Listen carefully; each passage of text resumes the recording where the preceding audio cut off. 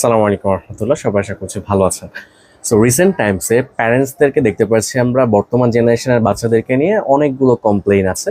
তার মধ্যে একটা বড় প্রবলেম হচ্ছে যে তাদের স্ক্রিন টাইম অনেক বেশি এবং তারা এটা কন্ট্রোল করতে পারছে না। কারণ কি, যে তারা আসলে যে ধরনের কন্টেন্ট কনজিউম করছে এই কন্টেন্টগুলো আসলে অ্যাডিকটিভ এবং তারা যে ডিভাইসের সাথে আছে এটাও কিন্তু আসলে অ্যাডিকটিভ। সো টেকনিক্যালি এটার পুরোপুরি সলিউশন নাই, বা আপনি হয়তো বা কমিয়ে নিয়ে আসতে পারবেন এই অ্যাডিকটিভনেসটা, বা আপনি হয়তো এটা কমিয়ে নিয়ে আসতে পারবেন যে সে যে ধরনের কন্টেন্টগুলো কনজিউম করছে সেই কন্টেন্টগুলো আসলে টক্সিক না, সেই কন্টেন্টগুলো আপনার বাচ্চার মেন্টাল হেলথ এবং আপনার কমিউনিটির জন্য এই কন্টেন্টগুলো খারাপ না। আপনি হয়তো এটা ট্রাই করে দেখতে পারেন। সেটা চমৎকার একটা সলিউশন নিয়ে এসেছে কাহাফ কিডস।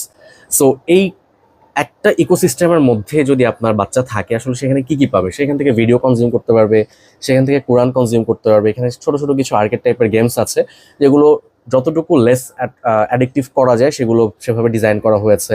এখানে সে ড্রয়িং করতে পারবে, মানে তার প্রোডাক্টিভিটি হয়ে যাচ্ছে, এবং এখানে সে বিভিন্ন ধরনের ক্রাফট রিলেটেড কাজগুলো সে করতে পারবে, যাতে করে সে আসলে বোর না হয়ে যায় বা সে একটা সিঙ্গেল এলিমেন্টের উপর আসলে অ্যাডিকটিভ না হয়ে যায়, যেহেতু সে এখানে অনেক কিছু আছে।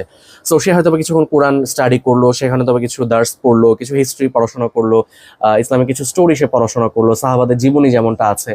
সো এই একটা সিঙ্গেল ইকোসিস্টেম যদি আপনি ফোনটাকে লক করে আপনি যদি তাকে দিতে পারেন, তাহলে সে আসলে ফিল করবে যে এই ফোনের মধ্যে আসলে আর কিছুই নাই, তার ফোনের মধ্যে জাস্ট এই জিনিসগুলোই আছে।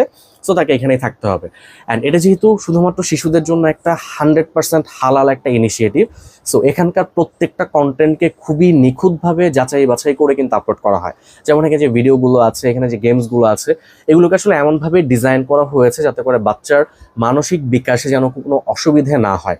সো আপনারা আপনাদের বাচ্চাদের জন্য একবার ট্রায়াল করে দেখতে পারেন কাহাফ কিডস। সো আমি কমেন্ট সেকশনে ইউআরএলটা ড্রপ করে দেবো ইনশাআল্লাহ। আপনারা ইউজ করে আপনাদের ফিডব্যাক আমাদেরকে জানাতে পারেন বা কাহাফ টিমকে জানাতে পারেন। তারা কিন্তু আপনাদের এই ফিডব্যাকগুলোর উপরে এটাকে আরো ইমপ্রুভ করা ট্রাই করবে ইনশাআল্লাহ। আসসালামু আলাইকুম।